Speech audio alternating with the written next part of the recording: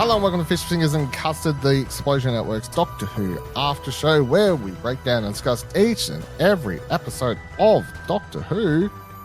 Welcome to 2024, the year where we're getting a brand new season of Doctor Who. And we kicked it off late last year with 3 specials that concluded with a Christmas special, which is what we're talking about now. A little bit late because technically it's a 4th special. Well, it's the 4th / Christmas. Whatever, fuck you, shut up. It was a Doctor Who Church on Ruby Road. My name's Dylan Blight. Joining me, backseat driving the podcast, Ashley Hobley. Hey, John, excited to be here. We're eating good. Finally. Yeah, indeed. Eating good, finally.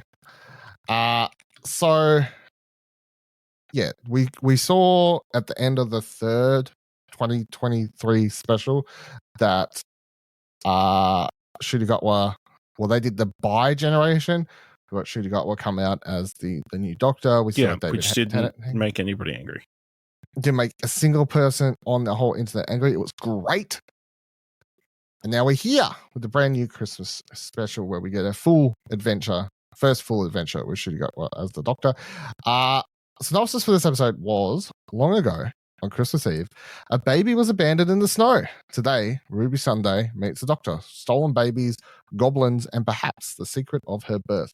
It was directed by Mark Tonderai, and it was written, of course, by Russell T. Davies. What did you think of this at first adventure and the introduction of a brand new companion, Ruby Sunday? Ash? This was a really great episode. Really good, starting point. Obviously, one of the better first episodes for a Doctor, I think, off the top of my head. It just kind of had everything. There are a lot of new things that are introduced that are interesting. Probably most prominently, the continued alterations to the capabilities and look of the sonic screwdriver. And it seems like this Doctor's just a bit more techie. He's just inventing stuff because, he's a time traveler. He's got nothing else to do. But yeah, Ncuti's fantastic, as we kind of expected he would be. Millie is really good. I haven't seen her in anything, so obviously a fresh face, very reminiscent of Karen Gillan, I guess. Her time as the Doctor and that kind of stuff. So yeah, I'm very keen. Lots of interesting potential storylines introduced that they could potentially go into in the future, or they could just completely leave it. And it did a good job of generating interest in this era of the Doctor, for sure. Yeah, I like how the episode starts just with the Doctor as a background character. Just doing all these weird things, hanging out in bar. Well, not weird, but just weird for the Doctor, I guess. But just partying and hanging around and just generally living life. I guess, I don't know, just checking things out. Obviously sort of tracking, being there's some weird thing going on here and tracking that as the Doctor does. But Ruby is an interesting companion because I still don't know if we're going to double back on her origin and have that be something more substantial, which I don't really care if we do or not. I sort of hope we don't, because I guess that would be sort of expected, that's a little bit too obvious, but we probably will. We probably let's be honest. Yeah, we probably will. But I would much prefer if it just turns out to be nothing. She's just that is her. She's just a regular girl, She's not regular girl, she's just a regular abandoned on a church girl. Just a regular girl. Because that sort of helps her whole, I guess, story with the, But she's got a really lovable family unit, that gets introduced in this episode. Which makes it super heartbreaking when there's that turn halfway through. Yeah, it's who? Never heard. I don't have a daughter. I don't adopt people or I'm whatever. A bitch. I just do it for the money. I'm horrible. Yeah, that was all sort of hard. Other than that, I really liked her. Keen to see how she does, I guess, in a more Like, because it, like a lot of the first companion stories, it's like a lot of the stories affecting her So and about you got to her. hit the points, you know. Yeah. Oh, you're meeting the Doctor. Doctor who? Yeah. What? It's bigger on the inside. Yeah. All that sort of stuff. It's like, what craziness am I getting into? Aliens, creatures. What? Just need to see her in a straight up, just period piece. well, yeah. Well, it's period piece is like a go-to like first adventure. I feel so. Yeah. Why not? Mm-hmm. Yeah. So really good. Shooting Up was introduction. Loved it. We already got Doctor who's just in different outfits several times throughout the first episode. Yeah, he's not. It doesn't seem like he's going to have a set costume. I feel like the one he's in, like the coat and everything, I guess that's going to be the fallback, but it's not going to be a, hey, you only wear that. It's like, you know, you can wear other things. We're at Disney now. We can afford a costume budget. Yeah, we can afford a couple different costumes. So. and you see and that wigs apparently from based on teasers. True. Yeah, wigs. What is that? The first episode? Do we know? Like the one of the period? I don't know. Probably. Go back in the fucking 80s or wherever it is. But I guess the most shocking thing, and the thing that, again, like obviously between the third special and the bi-generation, you've sort of they've hit a chord with a certain toxic side fan base of Doctor Who. But I couldn't believe the amount of people I saw getting upset that this song had a musical element. Oh yeah, that was the thing that upset people the most. Did they sing a song? But it was. I saw people being like, "This is ridiculous. This isn't Doctor Who. They're singing now." How did you feel about the goblins as the villain and everything? I mean, it was interesting. Like it very much the. It was interesting, obviously, on the back of the Meek in the first 60th special of like kind of cute creatures that turn out to be evil, and to a certain extent, these goblins, they're a little bit cute. Until they decide they need to eat children. And the big Goblin King is revealed. And he is a big boy. But yeah, I mean, they're fairy tale creatures. They like to sing. So why wouldn't the Doctor do the same? Maybe that's the only way they communicate. We don't know. But I thought it was fantastic when they broke in the song. I was like, this is so good. It's funny. Yeah.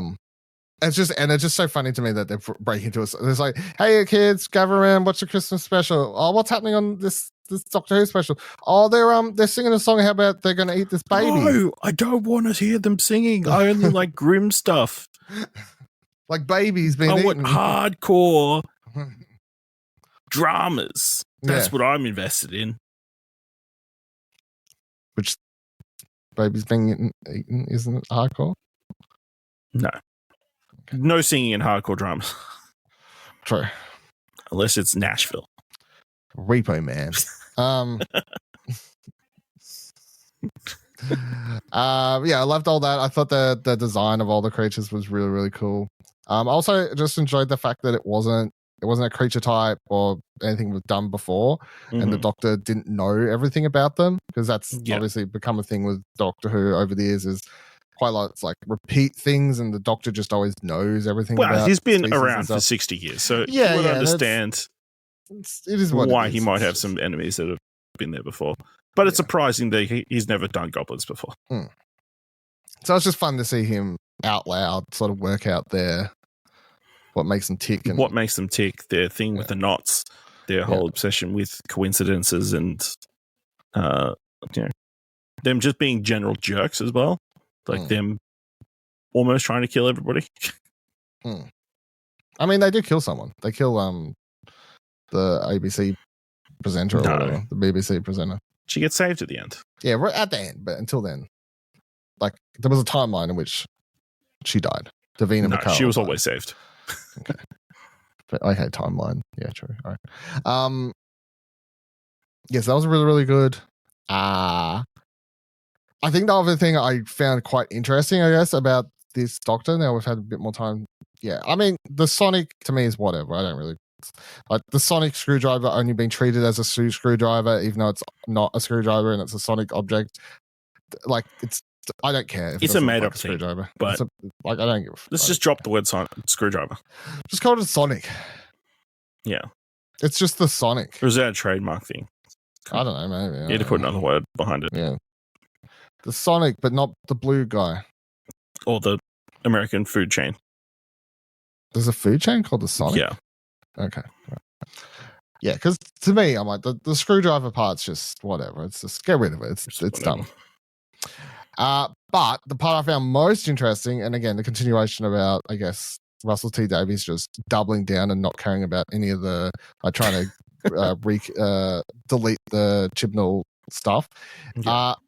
And especially in a world where we've had the bi-generation, it's like, okay, you've got David Tennant's doctor over here now sort of dealing with the trauma in real life. It's like that doctor's been pushed aside. It's like, okay, you're going to work for the trauma and like slowly and build up to it or whatever else. And then you have this doctor just openly now speaking about being an orphan. Yeah. Which David Tennant's doctor, we saw in 3 episodes, was like very well guarded and wouldn't discuss that with the person that he knows quite well. Quite well, yeah. Whereas he's just telling these 2 random people that he's just met. Yeah. So I thought that was very interesting and says a lot about this version of the doctor, I think. That openness to discuss his own past and stuff. Yeah. What do you make of all that?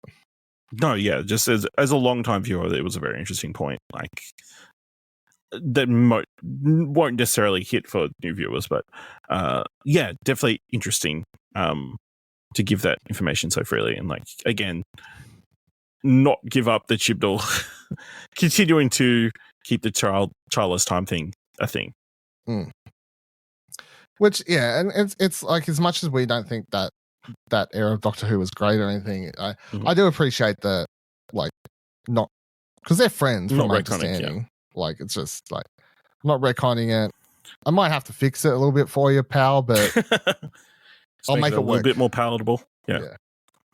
We'll make it work. So, I mean, even just the way it's playing out with the bi regeneration, you know, like having one doctor have to deal with it and the other one just be free of all that baggage because it's left with the other one. Yeah. And then this one can just be, you know, more just, you've got shooting up, we're just ready to talk, ready to be open. But it's like it really does feel like just a refreshed Doctor without any of the baggage of the past one. Yeah, I think that's definitely how it is. And we were kind of speculating, like, how did the bi-generation work? Was it, did he just kind of come early and David Tennant's Doctor will die and then all his memories kind of get translated into Ncutis, and him processing all the trauma is like what he's been doing over this period of time between him living this life and his eventual demise, I guess. But it looks like they're just 2 completely separate entities. And I guess the thing is, people always say it doesn't make sense because now there's multiple doctors running around. I'm like, it's time travel. There's always multiple doctors running around. Yeah, you know, people are thinking about the show in a straight line when that's not at all how the show works. Like, so yeah, none of that really matters at all for the show. Anything else I've missed, really? Main points from this episode? Characters or anything? No, you know, just the family unit was really enjoyable to watch. Lulu Bell is a bad name. Yeah, you know, goblins. The ship. They do. You know, they linger on the shot of the mother or the person who drops Ruby off the church. Neighbor? No. Oh, who drops her at the church several times. Yeah. She walked very slow. Like, she was still in shot after Ncuti took down that ship. I don't think she, you know, she was purposely being shown, you know. Yeah. So, yeah, no, definitely going to come back. It's probably going to turn out that they're important and whatever else, some backstory and whatever else, but I can hope. Man can hope. That's fine. What do you think of the neighbor at the end? I personally just think that's just meant to be funny because it's Christmas special. No, apparently it's not. Apparently really? Chibnall's come out. No, not Chibnall. Davies has come out and said it's going to be something going forward. Oh. So she's playing a part. Maybe she's Ruby's mother for a winner, but Flood seems like she's going to be a recurring character through this run. Okay. Well, at least this season. So, because it was a very jarring break the fourth wall kind of moment that was very unexpected. So, can I just say the most shocking thing to me is their apartment gets like completely destroyed. Giant crack through the middle of it. Windows broken. It's Christmas Day in England. It's going to be freezing cold. There's a baby there. And the doctor's like, peace out. Fuck yeah. I got places to be. To be fair, so does Ruby. That's true. She at the end just goes, oh, I've had an epiphany. I should fix the... Oh, no, forget that. I'm off. Well, no. She doesn't think she's going to be leaving forever. She thinks she's going to find the doctor and talk to him. True. Maybe between this episode and the first episode of the series, they come out of the TARDIS. They went back in. Maybe the doctor was going away to get some glass. Yeah, he went and got some plaster and paint. I don't know. I don't know how fixing cracks and walls. He went somewhere to go get a contractor to come in. He got some putty. Do a Christmas Day. I think that's what you need. Yeah. I don't know about fixing glass. I don't know either. I don't even know. I barely. I mean, it is funny. It is also funny that obviously there's a massive crack that's still there. Whereas in the first special, there's massive roads getting ripped up all over the place, and all that gets reversed with no damage and that kind of stuff. Yeah, they got sucked back up into the ship, or get spit back out by whatever the explanation was. Yeah. I think it was just budget. It's easier to fix. Well, yeah, that too. But yeah, that was delightful, and I'm glad the grandma got her tea. She's been asking. So, how excited are you coming into this year then with the brand new season on the future? I mean, very keen. Of course, like we were all very happy that Ncuti's the doctor. You know, we all loved him on Sex Education. It's interesting. It's also interesting, like from that, like his accent he was obviously going for a more Nigerian accent on that show, whereas now he's got his more normal tone of voice in this, which he hasn't necessarily seen. I've seen much because obviously, you know, it's either this or Barbie, in which he's kind of doing an American accent. So, but yeah, I'm really excited. I'm keen to see where they go. And we may not have to wait too long from the sound of it before we get more Doctor. From what I see here on Wikipedia, they're saying the May. Yeah. But, you know, seems all right. Well, considering they're already shooting this the next season, so they just knock him out. Just get him out as quickly as possible, you know. Yeah. Get him out there hot. Why not? Better than a year of specials, couple years of mediocre seasons, and so. Well, you know, we deserve it. By sticking by the show, we deserve it. That's how I feel. Yeah, finally paid off. All right, thank you for listening to this week's episode of Fish Fingers Custard. Of course, we'll be back when they do officially announce when the show's starting. We'll be back to discuss that and all sorts of things in the coming year. If they do a Christmas special or whatever else later, who knows, we'll talk about that, whatever else. Let's know your thoughts. Of course, you can do that by zeeting at us, explosionnetwork.com/Twitter takes you to our X page, explosionnetwork.com/Discord. You can talk to us over there if you'd like. If you'd like to support the show and explosionnetwork.com, you can do that by heading to explosionnetwork.com/support, takes you to our Ko-fi page. A little dollar over there helps keep the TARDIS lights on. And until we're back, I don't know. I don't really have the doctor. Did the doctor have a? I don't think he didn't do a thing, did he? He didn't do a catchphrase yet. So we're just gonna wait for a catchphrase. So until then, I'm just gonna say goodbye. Have a nice day. He just got snowmanned. Sure. That was nice of him to say that the police officer is going to get. She's going to say yes because he's not cheap. That's why. That was his reasoning. He's like, she's going to appreciate that you didn't wait till there was a sale to buy the ring.